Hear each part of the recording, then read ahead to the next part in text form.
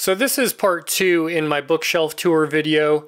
Part 1 was all of my mass market science fiction books, and I will post a link to that video down in the description.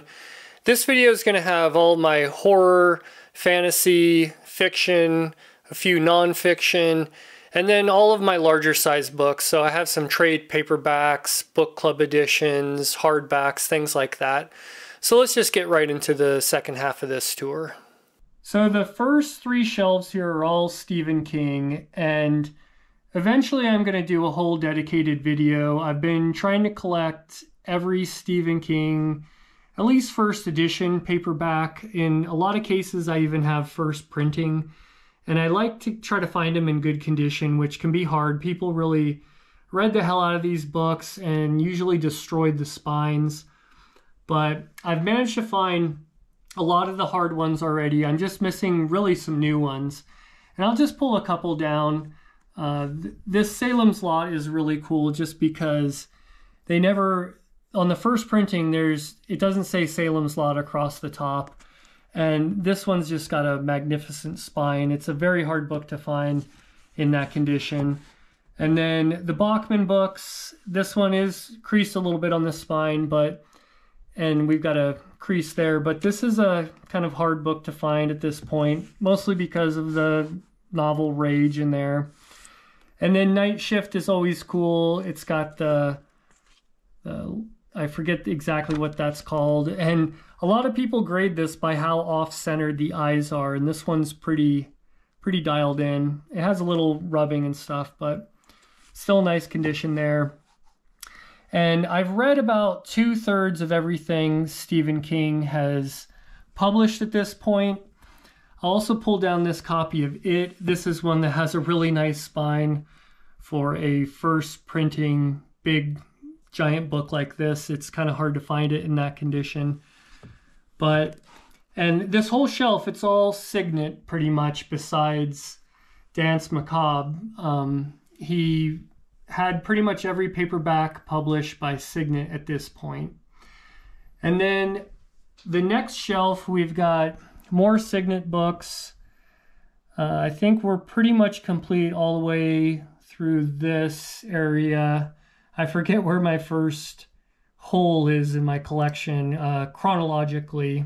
I don't have them alphabetized, I have them just chronologically organized. And then you'll see he went to pocket books, and then the larger format pocket books even. Except for like this case, we've got Under the Dome. It was such a giant book. They put it in a regular standard size mass market, but put it into 2 volumes. And like I said, I've read about 2/3, but most of his new stuff is where I haven't read. So I haven't read Doomakey yet. I haven't read Under the Dome. I have read all of these and a few others, but there's still some holes in my reading of King. And then the last shelf of King, we got some of his most recent pocket books.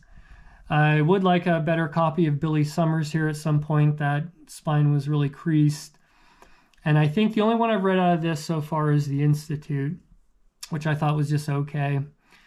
And then the only couple trinkets I have on my shelf is an award I got for running, and then a mug from the Mars Society, and then a couple inserts I found in some science fiction books advertising the Science Fiction Book Club, which I think is cool.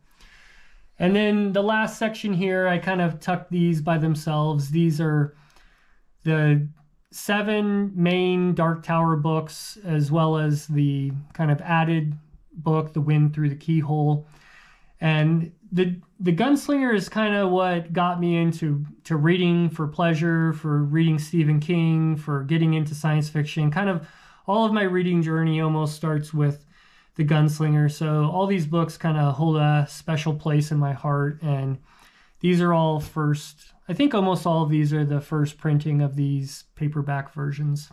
So now we have a few non-Stephen King horror books. I would like to find more, but they're just so hard to find out in the wild, and I don't like spending a lot of money on books. And I think with the paperbacks from Hell Phenomenon, the value of all these books have gone up. But I have Rosemary's Baby down here. Black Ambrosia, I saw this in our local bookstore for $2. I thought the cover looked cool, so I went ahead and bought it, and it turns out this is worth a bit of money. And so I hope to find more of those books, even just for the cover sometimes. They're just so great. And then I've read a couple books from Robert R. McCammon. I've read Boy's Life. I've got a couple different versions here. And then I've got Swan Song, which I've read, and I'm really proud of this one. This book is so massive, you get a lot of warping and cupping in the spine and creases on the spine. It's not a first printing, but I still really like this book. I read this quite a long time ago and really enjoyed it, but I do want to read more from McCammon. And then I've got some of Dan Simmons' horror books. So far, I've only read Summer of Night, and this one I found in just perfect condition. It's got a keyhole cover here. Yeah, I believe that's what these are called. And this is just a really nice book. I read that one and enjoyed it. But I do want to read more of Dan Simmons' horror books. He just seems to write every genre so well. So now we just kind of have a sort of random shelf. It's mostly Vonnegut, but we got Catch-22, which is a book I really want to read. I guess this is all kind of general fiction. Vonnegut kind of gets into the science fiction realm, but not really. So I've got this copy of Catch-22, older reprint. I've got The Electric Kool-Aid Acid Test. I do kind of remember reading this a long time ago, but like to reread that at some point. And then Aldous Huxley, Island. I've read some Huxley nonfiction and of course Brave New World, but Island sounds kind of interesting. And then I've got a lot from Vonnegut. He will probably get a dedicated video as well at some point. We've got a really old, kind of beat up Avon copy of Mother Night. I've read almost everything from Vonnegut. I'm only missing a couple. We got an old Dell copy of Cat's Cradle. A lot of these are Dell reprints that came in like a box set, so they all kind of have this livery on them, but a few of them that I have are actually kind of like first printings or some of the more original ones. And you gotta love this. As far as not like having nice artwork, this has just got the classic cover of Breakfast of Champions and our man Kurt on the back. So like I said, at some point I'll probably do a whole dedicated video when I complete my collection of his paperbacks. So now we're into fantasy, and I got a couple big series on this shelf. We got Songs of Fire and Ice, or Ice and Fire, whatever it is, George R.R. Martin. We got the complete Malazan, or however you pronounce that one, I'm no expert. And then down here towards the end, we have just some random books that I've kind of got in lots of science fiction books. There'd be a few fantasy books thrown in, and some of them I know about and maybe want to read. Some of them I looked up reviews and they sounded pretty good. But back to the, Songs of Ice and Fire. I read all these. This is kind of what got me back into reading a lot right before I started my channel. And these first three books are just amazing. I didn't really like the series as much as we got here, but if he ever completes more books, I'll definitely read those. And then I was on such a fantasy kick after this. I found out about this series, the Malazan, and got really curious about these. Found someone selling like a complete set for what I thought was a really good deal at the time. I picked them all up. I haven't read any of them yet. I'm kind of bummed that House of Chains is a different style than the rest of them. And if you want to talk about big books, I mean, these things are just thick books. I mean, like 1,300 pages. Probably a series I would like to read at some point, or at least start and see if I actually even like it. But they look great on the shelf, and some point I might give them a try. Now I got Wavern from A.A. Anastasio. Kind of heard good things about this, and this was just in a lot of books I got one time and thought I'd keep it. And then we got Terry Brooks' classic, A Wish Song of Shannara. I read part of that when I was a kid, but just couldn't get into it. And then a few from Orson Scott Card there at the end, some of his fantasy books that he's published. And now we have just some more general fantasy, some Orson Scott Card, a few other authors. Gordon R. Dickson wrote some fantasy, some David Gemmell, Catherine Kurtz. I got Scott Lynch's The Lies of Locke Lamora. Just a few others, T.H. White, Tad Williams, and then Pierce Brown and John Gwynne. So coming back to here, you know, I got a few more of the Orson Scott Card series. He did all these like, I think Seventh Son books or whatever they called. I read, once again, when I was a kid, I tried reading some of those, couldn't get into them. But at some point, I'd maybe try them. We got C.J. Cherry, some of her fantasy. The Gordon R. Dickson actually does sound kind of interesting, and it's basically a duology, I think. We got the Dragon and the George, and then Dragon Knight. So those are kind of cool. Could see maybe trying that at some point. And then the Worm Oborius. I've heard interesting things about this one. It's a classic, apparently. Some David Gemmell, like I said. The Lies of Locke Lamora. This sounds really good. This might be one of the first fantasy books I actually read. And then T.H. White, Once and Future King. Now, when I get down to the Pierce Brown, I read the first 4 books. I liked it quite a bit. I don't know what I would think about him now. I read these quite a while ago. And then when I was in that fantasy kick after finishing George R.R. Martin's series, I picked up all the John Gwynne books, but I haven't read any of those yet.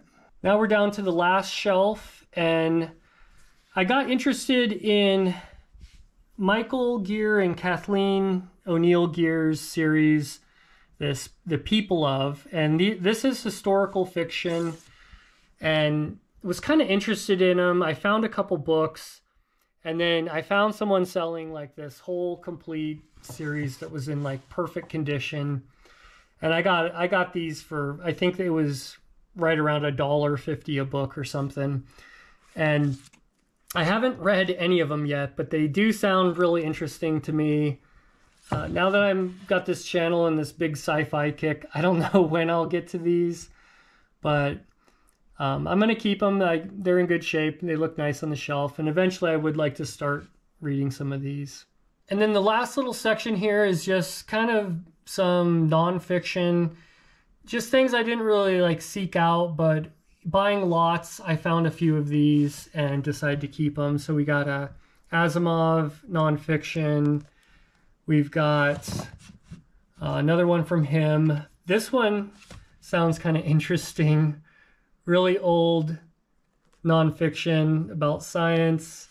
A few other things. The Crack in the Cosmic Egg sounds really interesting. And then not too long ago on the channel, I actually read Chariots of the Gods by Eric Van Daniken, and that's an interesting kind of pseudo nonfiction book. Okay, so now we're into larger format books, and everything's kind of mixed in here. You might see, well, plenty of science fiction. There might be a few fantasy books in here, kind of everything like that. I don't really go out of my way to collect any of this, but some of these kind of get me.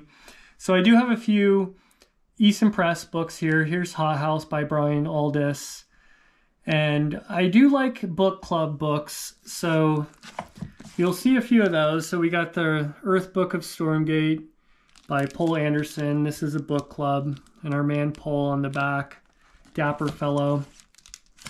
And then, you know, like Neil Asher, some of these books are just, some of these authors just didn't do mass market paperback. Same with this Ian Banks, Player of Games. I'd like to get more on the Culture series, but that's all I have at this point. Now, some of these Bester books I've had forever. This is The Demolished Man from Shasta Press. It's a second edition, but issued at $3 there on the dust jacket. Really great shape. That's a cool book. And then Michael Bishop is an author I've really liked recently, and This cover of Blooded on Arachne is one of my favorite covers in a while. I just love the coloring and the depiction of that short story that's in this one. And there's Michael on the back. And then, you know, I have a few other from him. And then these are both book clubs editions from James Blish.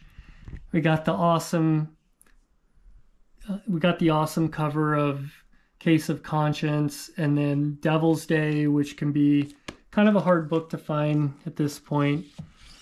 And then a few others down here on the end. We got the Best of Lee bracket.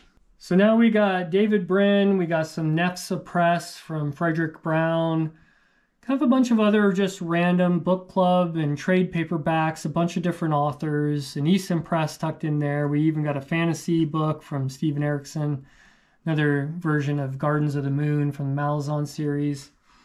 But coming back here, now this is a book I've had for a really long time, and the reason I've kept it for so long is I sent this off to David Brin way back in the day, 20-some years ago or whatever. Let me get to this. And so he signed this book to me.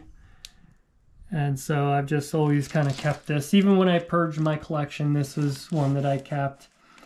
Then, like I said, the Nefsa Press books, they're always great if you can find those. We got some books like from Star Rigger's Way, Jeffrey A. Carver. I don't really know much about this. This is an old book club, but I'd like to read that at some point. We got the Best of John W. Campbell, which has The Thing cover on it, or Who Goes There. We got some other interesting books here. Gun for Dinosaur by L. Sprague de Camp. This is another book club with our man L. Sprague just looking like he's getting ready to go out to the Sahara Desert or something. And then a Thomas M. Dish book I just found out in the wild and decided to pick it up. Like I said, Gardens of the Moon. And then we have some other book club editions. This is All My Sins Remembered by Joel Haldeman. This was a very dark, interesting book. And then down at the end here, we got one of these little Crown SF classics of The Paradox Men by Charles L. Harness. Volume 7 here. This was kind of one of my surprise hits on the channel so far.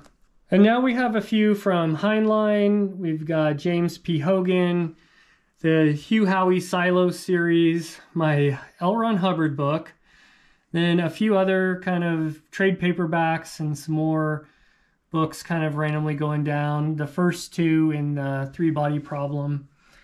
But this Minervan Experiment, this is like a omnibus of the series. I forget exactly what it's called, but it's a big chunker. It's got Inherit the Stars, Gentle Giants of Ganymede, and Giant Star. So I also have paperbacks of those, but kind of like these old book clubs, like I said. Now, I read these all when they came out, these Hugh Howey Silo series books. They're pretty good, and now with the TV show, they're pretty popular again. One of my favorite covers is The Best of C.M. Kornbluth. This is a book club edition. Just really love the cover of that one. Got a few modern books tucked in here. The Calculating Stars. This Tor Essentials kind of, you know, I forget what they call these hardback that are kind of just printed. The Best of R.A. Lafferty. We got the first 3 Hainish novels. I got this from Chris over at Liminal Spaces. We did a trade. Need to get a Mylar cover on that one. And then, you know, maybe at some point I'm going to give the Three Body Problem a try, but at this point, I don't know. I got too many other things to read. Now we have just kind of some other random authors and get into Larry Niven, quite a few from Frederick Pohl. Some of the collaborations he did with C.M. Kornbluth and Jack Williamson. We got a Christopher Priest, a Mike Resnick, and then quite a few from Kim Stanley Robinson as well. So this is a book that I've just had in my collection for decades. This is World Out of Mind. It's a true first printing of this book from Doubleday. And even when I purged my books, I hung on to this one for some reason. I had read that, Not the biggest fan of it, but it's still pretty good. One of the best covers, we got Limits by Larry Niven. This is the book club edition, and it's just fantastic artwork on that. And we got a book club edition of Ringworld, which just has a very unique cover to that one. And then I'm currently reading through these Heechee books. I have all the paperbacks. I have 3 of the 4 main ones in book clubs, but I'm missing the Heechee Rendezvous. And then I have Gem and Man Plus, The Best of Frederick Pohl. And then we get into some of the collaborations he did, and I really like the cover of this Star Child trilogy with Jack Williamson. It's in really good shape. And then another surprise hit, I didn't really know much about Priest or anything when I started the channel. I found this book in a lot of book club editions and read it and was just completely blown away. And there's Christopher Priest on the back. And then I've just read the Mars trilogy, like I've mentioned in the last video. I do want to read more from Kim Stanley Robinson. Aurora might be my next read of his. And then I do have the first book in the Stardance trilogy in book club edition by Spider and Gene Robinson. And then kind of when I was kind of getting back into the swing of things, I was very interested in this book, Christopher Ruocchio. I think it's kind of like a science fantasy series, but I might give it a try at some point. Now we have a couple from Scalzi. We got Bob Shaw, R.C. Sheriff, just 2 from Simic. Go down to Cordwainer Smith, a few from Norman Spinrad, Olaf Stapledon, and then Neil Stevenson. And you know, I don't know about Scalzi. He's pretty popular. I don't know how much I'm going to like of his stuff. I did like Old Man's War pretty well, but this was another really great book that I read recently. Really old, kind of post-apocalyptic from the 30s. And then I don't have a ton. I used to have all the book clubs from Simic, but lost those in the Purge and kind of just prefer the paperbacks right now. The Nefsa Press here of the complete short fiction of Cordwainer Smith, The Rediscovery of Man. This I'm really interested to read at some point, but it's a big one, and that might be like something a couple years out from now. And then I got an Easton Press version of Bugjack Baron, a couple other from Spinrad. This was the first Spinrad book I ever read, this book club edition here. And then recently I found this one for a really good price, and it actually was signed by Spinrad. So I don't really go out of my way for signed books, but that was kind of cool. And then another Easton Press here from Stapledon, and then into Neil Stevenson, and definitely going to be reading Snow Crash at some point, but he's an author that I've had a hard time kind of getting into so far.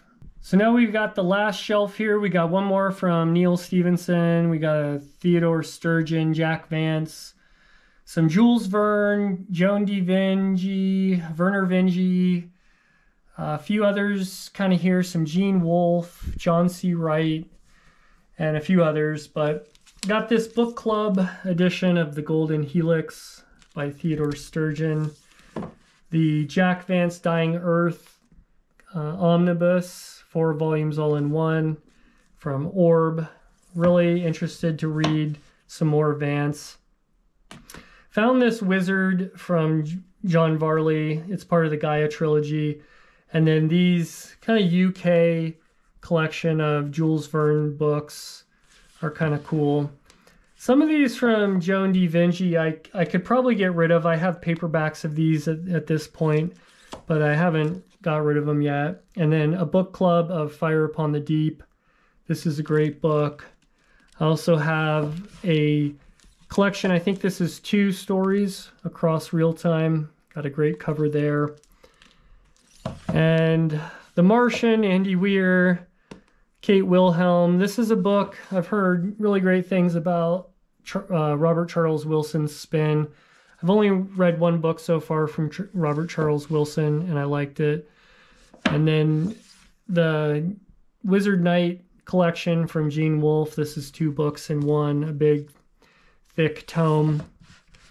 This was another one I found. Fairly good price on the Golden Age trilogy, John C. Wright. I'm not exactly sure what this is about. It's got good ratings. It might be kind of more on the YA side, but I'm just not sure yet. And then this is a classic. I have yet to read this, but this is coming up on the channel soon, so look out for that one. And then the only other book that I've got from Windham is the Crystalids. And I have not read this one yet. That'll probably be my next Windham read. So now we're in the living room where I first started filming videos for the channel. I got a weird copy of Player Piano there, and then we get into some hardback Stephen King books. And we'll get to these in a minute. But this Player Piano is kind of an interesting one. It's a slip-cased version that I don't think ever had a dust jacket. And it's from Scribner's. I've had this for 25 or 30 years and just have never got rid of that one yet. When we get into here, the Institute is just a book I found for $1 at a thrift store. But this book right here, this is the book that I've had the longest. I bought this when it came out in 1990. I thought I lost it, and it turned out I let my sister borrow it. And then decades later, she gave it back to me, and I've just held on to it, and it kind of holds a special place in my heart. And then we got this really cool version of Salem's Lot. I could probably do a whole video on this book. It's just cloth bound, beautiful book, illustrated. There was a limited edition book that came out from Centipede Press, and I actually had copy 19 of that book. It was $1,500 when it came out, and that was when I was collecting expensive books. Then we have the full Dark Tower series. I used to have all of these in signed limited editions, except the first one, I never had that one in signed limited. But this is a real special series for me. I was reading pretty much all these as they came out, even as a kid. And at some point, I'd just probably like to do a whole separate video on this series. But I have the kind of Viking reprints, and then Grant did some kind of produced them in mass market when the last 3 books came out. And then right as I was getting the channel going, I really got into the Expanse series. I think I was almost done with the series when I started the channel. I was collecting all these hardbacks and even the collection of short stories, and really enjoyed this series overall. It was a lot of reading. I think it was something like 5,000 pages. Got a couple special editions here that came out, kind of like anniversary editions. We got Snow Crash by Neal Stephenson, and we got the Dune one with the blue edge text block, which is really nice. And then the last shelf we're going to go through here, I'm not really going to take these down, but these were mailed to me by accident. I bought a collection of anthologies, and the person accidentally sent me all of these and felt really bad. So they ended up sending me the books I originally ordered, and they said just to go ahead and keep these. And I tried to give them some more money for them, but they kind of refused. I kind of have the 4th through the, whatever it is down there at the end, the 25th. But I'm missing 1, 2, and 3, which can be kind of expensive. And I'm still missing number 8. And these have all kinds of authors. This is the Gardner Dozois series that he edited. And it goes, I forget the exact years, but these, I think they're around the 80s and 90s. And some point in the channel, I'd like to start kind of reading through some of these and see what I think of them. All right, so that's everything I've got in my library right now. It's been a fun time having this channel, kind of getting back into collecting. In the early 2000s, I was collecting first edition hardbacks of some very rare and valuable science fiction and horror books. I was also collecting a lot of signed limited books from Donald M. Grant and Centipede Press and Cemetery Dance and Gauntlet Press and PS Publishing, all these kind of smaller boutique publishers that were publishing a lot of horror and science fiction and things like that. Now that I've switched gears to mass market paperbacks, I've gotten some questions. The majority of these books I've got for between $1 and $3 a piece, and a lot of them are around $1 to $2 each. It almost seems like sometimes people are just giving away these older books, and some of them are still in really great condition. Most of the books that I find here in Montana are in really good condition. I think it's the dry climate has just been really very good to the books, and they're all in really good shape. I also find big lots on eBay, and I usually try to get those for somewhere around $1 or so per book.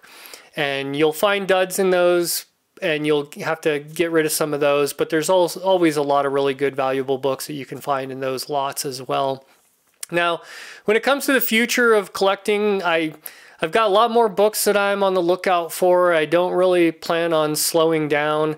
If you look at my main area of books that I've got in these shelves that I built, I'll put up a picture here, and this rectangle that I've shown in blue here is all those horror and fantasy and random books. And I have another place in my office that I can build another section of shelves like this, kind of a smaller section. And I plan on moving all of those books out of this area to that new area. And then that would open up this whole wall and this cubby to dedicate this all to science fiction. That's kind of my long-term plan on the channel. I also have some of the shelves up on the very top and the very bottom that I still haven't filled up. So there's still quite a bit of room to expand. I don't know, there'd probably be over 2,000 books if I completely filled this area. That's probably when the next bookshelf tour will come out. Probably when I fill this whole wall with science fiction, I'll do another video along these lines. So thanks a lot for watching, and we'll see you in the next video.